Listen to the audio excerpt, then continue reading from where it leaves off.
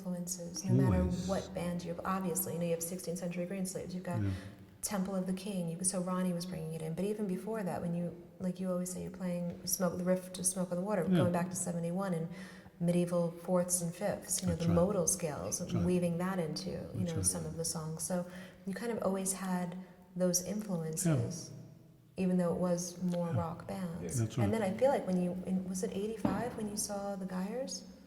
Was it 85? 86, yeah. That, I feel like that drove you over the top with Renaissance stuff. That's it, yeah. I suddenly realized that I wanted to be involved with organic, original, authentic instruments. I didn't want to be in pump rock anymore and parading around the stage like a monkey with the marsh lamps.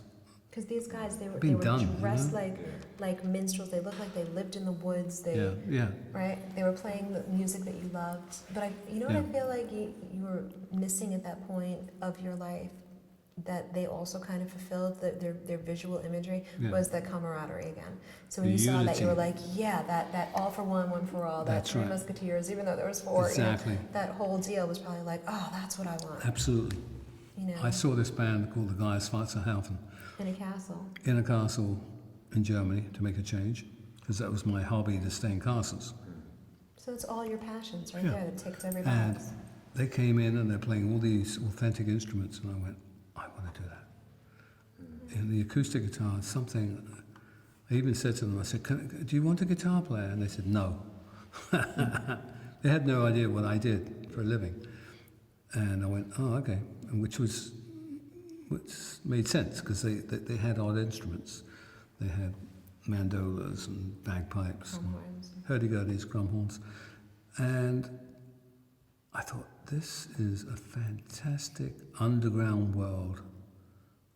I'm used to playing to 200,000 people. But it's just like people are yelling, screaming, they're all drunk. It's all about running around the stage, yelling and screaming. What they're doing was they were playing to 10 people, but it was so much more meaningful.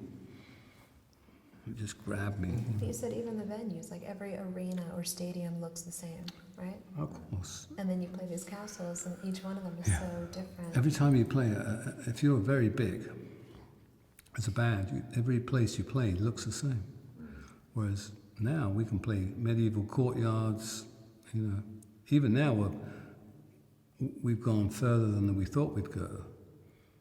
Because managements, agencies, and what have you, when I said, well, I'm going to be playing medieval music, crossover, they went, well, there's no money in that.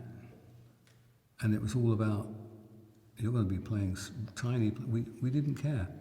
It's like, well, we'll play to 100, 200 people in a castle. That's why I want to do it. And then the 200 became 5, 1,000, and now we're playing to 3 or 4, 5,000. Put the capacity. And even more. And it's getting like, now it's becoming commercial. And we're like, wait a minute, we don't want this to become commercial, But we do throw a commercial edge into it,